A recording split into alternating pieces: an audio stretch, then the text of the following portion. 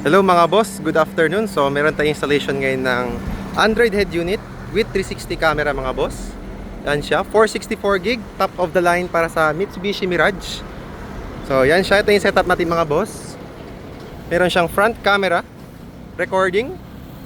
Meron siyang side camera, yan. Recording yung mga boss recording siya lahat. Tapos dito, and then of course, meron din tayo sa likod. Ito yung sa atin, yung rear camera, 1080p mga boss. So, pasok tayo sa loob mga boss para makita nyo yung features niya.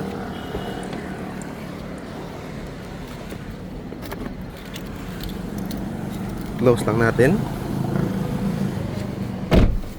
So, ito siya mga boss, as you can see, fit na fit po talaga siya. Kasama na po yung bagong panel dyan. Working po lahat yan. Aircon, hazard. Yan. So, ito mga boss, ito yung main menu niya. Yan. Sobrang ganda niya mga boss, sobrang linis tingnan. Tapos, of course, pakita ko sa inyo yung 360. So, ito yung 3D view niya mga boss. Yan. Pakakalibrate lang po natin dyan. Walang blind spot. Tapos mga boss, pwede nyo pong i-edit yung mga sasakyan.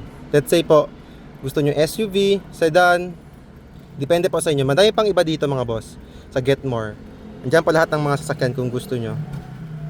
Tapos, home tayo ulit, 360. So, this is the front camera.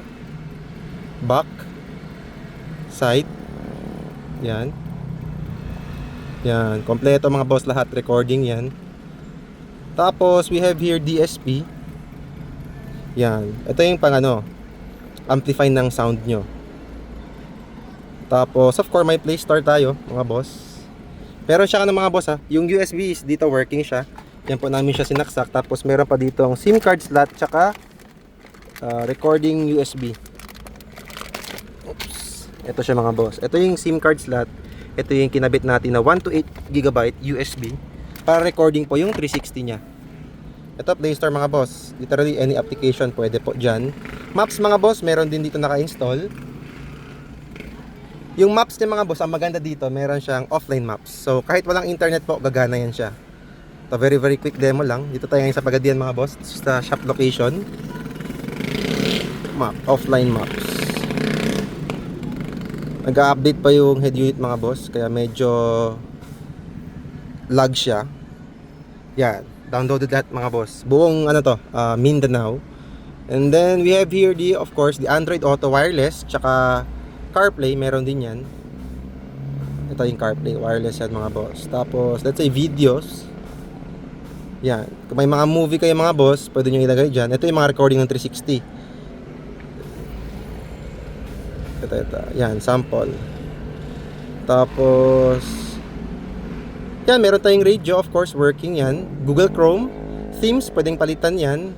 And of course, YouTube. Para kung gusto niya po habang nagda-drive kayo, meron kayong mga sound trip or USB mga boss, pwede naman via USB kung meron kayong mga downloaded musics. So yan, pwede kayong mga YouTube. Tsaka mga Netflix mga boss pwede siya mga Netflix. So for more info mga boss, by the way, meron pa itong trigger. Let's say nag-signal lights tayo sa left, automatic yan mga boss, kabila, right. Tapos pag nag-reverse tayo mga bossing, yan, automatic din siya. Tapos pag nag-hazard, matic yan, dalawang camera lalabas, ganyan. So, trigger activated siya mga boss. Even sa mga latest cars mga boss, plug and play siya, no voiding of warranty kasi hindi po tayo nagsasplice ng wiring. So, for more info mga boss, visit our shop, Andres Auto Accessories. Dito na po tayo sa Pagadian City.